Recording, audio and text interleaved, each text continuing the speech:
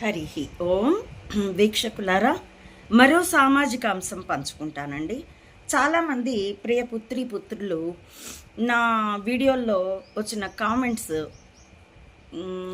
బూతులు, నా రాయిస్టులు ఇచ్చే బూతుల్ని వాళ్ళు నాకు ఫోన్లోనో లేకపోతే కామెంట్స్ రూపంలోనో లేకపోతే వాట్సాప్లోనో పెడుతూ ఉంటారు.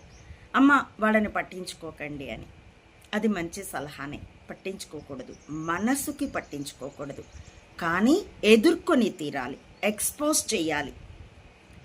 ఎందుకంటే ఇప్పటికీ అది వాళ్ళ ఆయుధమయ్యి ఎంతోమంది గీతాంజలుల ప్రాణాలు హరించింది.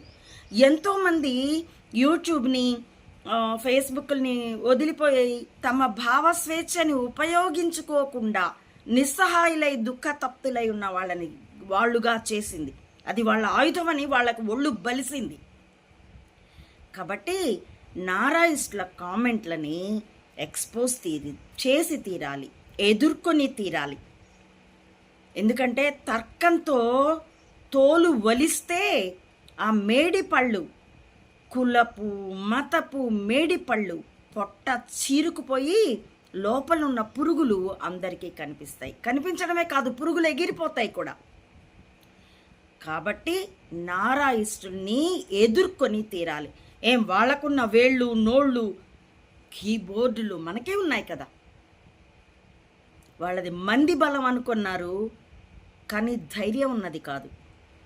ఇక్కడ మంచి వైపు నిలబడిన వాళ్ళకి ధర్మపు బలం కూడా వస్తుంది. కాబట్టి ఎదుర్కొని తీరాలి. ఎవరు నాకు తోడొచ్చినా రాకపోయినా నేనైతే ఎదుర్కొంటాను. పీకే ఎప్పుడు అంటూ ఉంటాడే, తాట ఒలుస్తా అని. అదే మానసిక తాట ఒలిచి తీరతాను నారాయిస్టులకి. ఇక్కడ ఎవ్వడు నిస్సహాయంగా కూర్చొని లేరు. అర్థమైందా? ఓరి నారాయిస్టులు, తొక్కలో మీ బూతులకి భయపడేవాడెవడూ లేడు. ఒక్కసారి సామాన్యులు తమకు తాము బంధించుకున్నటువంటి భయం అన్న దాన్ని దాటారా, మీ చంబా ఊళ్ళు పరిగెత్తాల్సి వస్తుంది.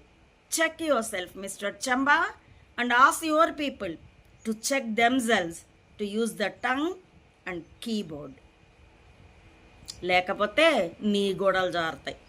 తానా వాళ్ళు ఇప్పుడు నీ గోడల్లో దూరే ఉన్నారు కదా, నీ చంకల్లో దూరే ఉన్నారు కదా, జారుతున్నారా? అర్థమవుతోందా? అందుకే కదా నీ కొడుకుని ఇప్పుడు సీట్లో పెడదాం అనుకుంటున్నావు. నువ్వు టెక్నికల్గా ఎలా ఆలోచిస్తావో cricket fellow, we know it. నువ్వు నీ మామనేసేసినప్పుడే తెలుసురా నీ క్రికెట్నెస్ ఏంటో.